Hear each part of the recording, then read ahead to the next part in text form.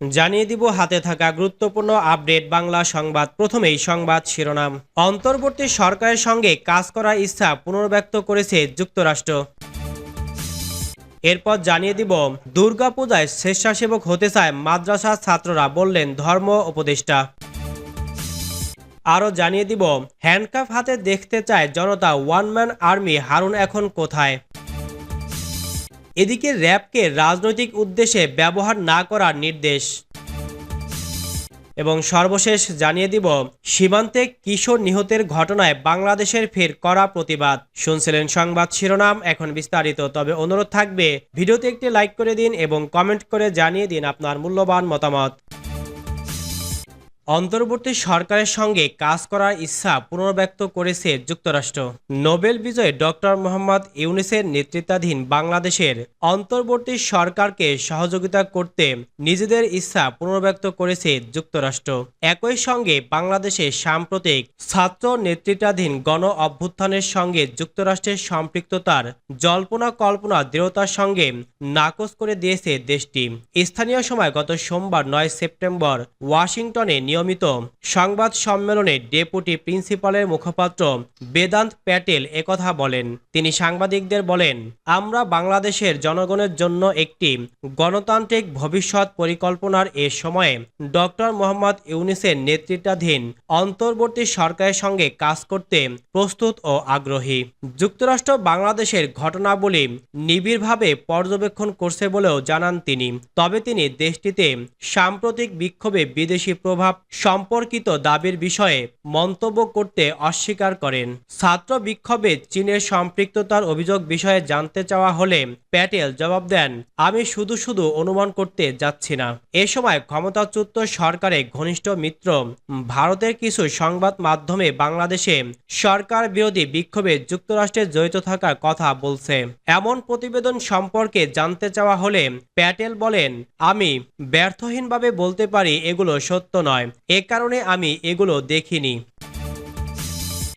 দুর্গাপূজায় স্বেচ্ছাসেবক হতে চায় মাদ্রাসার ছাত্ররা, বললেন ধর্ম উপদেষ্টা। দেশের সনাতন ধর্ম অবলম্বীদের সবচেয়ে বড় উৎসব শারদীয় দুর্গাপূজা মণ্ডপে নিরাপত্তায় থাকতে মাদ্রাসার ছাত্ররা আগ্রহী বলে জানিয়েছেন ধর্ম উপদেষ্টা ডাক্তার আফামা খালিদ হোসেন। মঙ্গলবার 10 সেপ্টেম্বর সচিবালয়ে ধর্ম মন্ত্রণালয়ের সভাকক্ষে দুর্গাপূজার আইন শৃঙ্খলা নিয়ে আয়োজিত সভা শেষে সাংবাদিকদের একথা জানান তিনি। সভায় সভাপতিত্ব করেন স্বরাষ্ট্র উপদেষ্টা লেফটেন্যান্ট জেনারেল অবসর মোহাম্মদ জাহাঙ্গীর আলম চৌধুরী। ধর্ম উপদেষ্টা বলেন, মাদ্রাসার ছাত্ররা বলেছেন পূজা কমিটি যদি চায় তারা স্বেচ্ছাসেবক হিসেবে কাজ করতে সম্মত আছেন।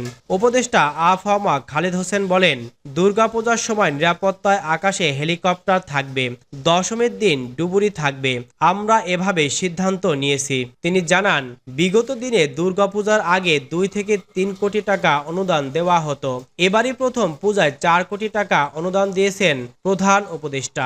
আমরা একটা তালিকা করে অসচ্ছল মন্দিরগুলোকে এই 4 কোটি টাকা জেলা প্রশাসকদের মাধ্যমে বিতরণ করব। এ সময় সীমান্তে হত্যা প্রসঙ্গে স্বরাষ্ট্র উপদেষ্টা লেফটেন্যান্ট জেনারেল অবসর মোহাম্মদ জাহাঙ্গীর আলম চৌধুরী বলেন, পূজার সময় আরেকটি সমস্যা দেখা দেয়, যেহেতু আমাদের লোক যাওয়া আসা করে, এপারের লোক ওপারে পূজা দেখতে যায়, আবার ওপারের লোক এপারে পূজা দেখতে আসে। এখানে সবাইকে আমি অনুরোধ করেছি এবার আপনারা বর্ডার বেল্টে ভালো ভালো পূজা মণ্ডপ করেন, যাতে আমাদের লোক ওপারে না যায় পূজা দেখার জন্য, ওপার লোকও যেন এপারে না আসে, এটার ব্যবস্থা নেওয়ার জন্য। হ্যান্ডকাফ হাতে দেখতে চায় জনতা, ওয়ান ম্যান আর্মি হারুন এখন কোথায়। কেউ বলছেন দেশ ছেড়ে পালিয়েছেন, কেউ বলছেন জনতার মার খেয়ে হাসপাতালে আছেন, কেউ কেউ আবার বলছেন ঢাকার বাইরে কোথাও গা ঢাকা দিয়ে আছেন। যেটি সত্য হোক না কেন, ঢাকা মহানগর পুলিশের ডিএমপি অতিরিক্ত কমিশনার ও সাবেক ডিবি প্রধান হারুনার রশিদের অবস্থান এখন কোথায় সে বিষয়ে সুস্পষ্ট তথ্য জানা নেই কারো। বাংলাদেশ পুলিশের ওয়ান ম্যান আর্মি খ্যাত হারুন আছেন ধরাছোঁয়ার বাইরে। বর্তমানে ৩৮ হত্যা মামলার এই আসামিকে হ্যান্ডকাপ হাতে দেখতে চায় জনতা। এ নিয়ে আলোচনার ঝড় চলছে সামাজিক যোগাযোগ মাধ্যমে। গত ৫ আগস্ট বৈষম্য বিরোধী ছাত্র আন্দোলনের মধ্য দিয়ে আওয়ামী লীগ সরকারে পতন হয়। সরকার পতনের পর সারা দেশে সাবেক সরকার প্রধান শেখ হাসিনা সহ প্রশাসনের আলোচিত কর্মকর্তাদের বিরুদ্ধে একের পর এক হত্যা ও গুমের মামলা হয়। সবচেয়ে বেশি মামলার খড়গ নেমে আসে পুলিশ বাহিনীর ওপর। বৈষম্য বিরোধী ছাত্র আন্দোলনের সময় ছাত্র জনতার ওপর অতিরিক্ত বল প্রয়োগ ও হত্যার অভিযোগ ওঠে এ বাহিনীর বিরুদ্ধে। পুলিশের কয়েকটি সূত্রে জানা গেছে, আওয়ামী লীগ সরকারের পতনের পর এখন পর্যন্ত ডিএমপির বিভিন্ন থানায় পুলিশ সদস্যদের বিরুদ্ধে ১৩৪টি মামলা দায়ের করা হয়েছে। এসব মামলা পর্যালোচনা করে দেখা যায়, সাবেক ডিবি প্রধান হারুনার রশিদের বিরুদ্ধে এ পর্যন্ত ৩৮টি হত্যা মামলা দায়ের করা হয়েছে। এরপর রয়েছেন সদ্য বিদায়ী আইজিপি চৌধুরী আবদুল্লাহ আল মামুন, তার নামে করা হয়েছে ৩৬টি মামলা। এত মামলা হওয়ার পরও পুলিশ কর্মকর্তা হারুনার রশিদ এখন পর্যন্ত গ্রেপ্তার হলেন না কেন, তা নিয়ে প্রশ্ন উঠছে নানা মহলে। অনেকে সামাজিক যোগাযোগ মাধ্যমে প্রশ্ন করছেন, ডিবি হারুন এখন কোথায় আছেন, তিনি দেশে আছেন কিংবা জীবিত আছেন কিনা, এসব প্রশ্ন করছেন। হারুনের অবস্থান নিয়ে পুলিশ কিংবা স্বরাষ্ট্র মন্ত্রণালয় এখনো কিছু জানায়নি। র্যাবকে রাজনৈতিক উদ্দেশ্যে ব্যবহার না করার নির্দেশ। র্যাবকে রাজনৈতিক উদ্দেশ্যে ব্যবহার না করার নির্দেশ দিয়েছেন স্বরাষ্ট্র উপদেষ্টা লেফটেন্যান্ট জেনারেল মোহাম্মদ জাহাঙ্গীর আলম চৌধুরী। মঙ্গলবার ১০ সেপ্টেম্বর বিকেলে রাজধানী উত্তরায় র্যাব সদর দপ্তরে র্যাবের ঊর্ধ্বতন কর্মকর্তাদের সঙ্গে মত বিনিময় সভায় এই নির্দেশ দেন। উপদেষ্টা বলেন, র্যাবকে রাজনৈতিক উদ্দেশ্যে ব্যবহার করা যাবে না।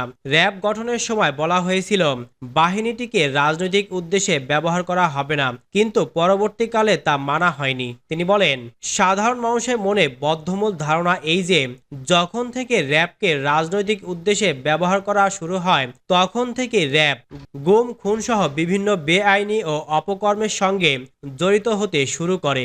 লেফটেন্যান্ট জেনারেল মোহাম্মদ জাহাঙ্গীর আলম চৌধুরী অবসর বলেন, র্যাব গঠনের শুরুর দিকে এটি একটি সুশৃঙ্খল ও সুসংগঠিত বাহিনী হিসেবে মানুষের সম্মান, আস্থা ও বিশ্বাস অর্জন করে।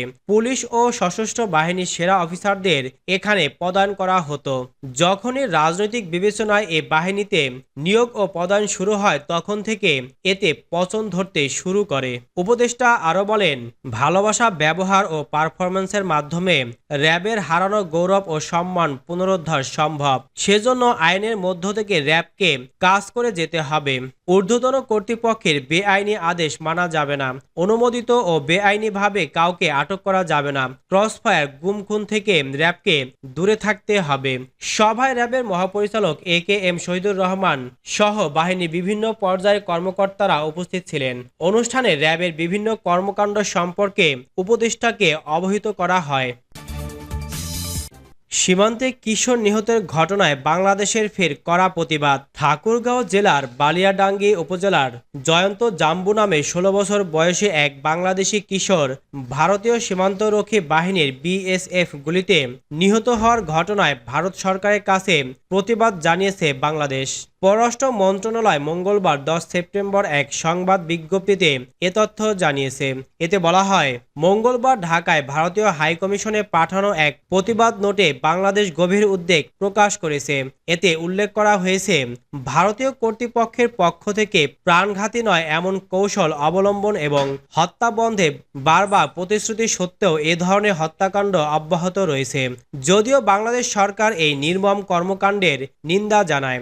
যেকোনো একটি দেশের নাগরিক বৈধ কাগজপত্র ছাড়া একে অপরের ভূখণ্ডে প্রবেশ করলে সংশ্লিষ্ট দেশের আইন অনুযায়ী ব্যবস্থা নেওয়া যেতে পারে। কোনো অবস্থাতেই তারা যেন নির্যাতন ও মৃত্যুদণ্ডের শিকার যেন না হন। বাংলাদেশ সরকার এই ধরনের নির্মম কর্মকাণ্ডে পুনরাবৃত্তি রোধ, সীমান্ত সম্পর্কিত সকল হত্যাকাণ্ডের তদন্ত, দায়ী ব্যক্তিদের চিহ্নিত করে বিচারের আওতায় আনার জন্য ভারত সরকারের প্রতি আহ্বান জানিয়েছে। প্রসঙ্গত, সম্প্রতি ভারতীয় সীমান্তরক্ষী বাহিনীর BSF এর গুলিতে বাংলাদেশি কিশোরী স্বর্ণা দাস নিহত হয়েছেন। ওই ঘটনায় ভারত সরকারের কাছে কড়া প্রতিবাদ জানিয়েছে বাংলাদেশ। স্বর্ণার নিহত দিন তিনিকের মাথায় ঠাকুরগাঁওয়ের বালিয়াডাঙ্গি সীমান্তে বিএসএফের গুলিতে বাংলাদেশি কিশোর নিহত হওয়ার ঘটনায় ফের কড়া প্রতিবাদ জানালো ঢাকা।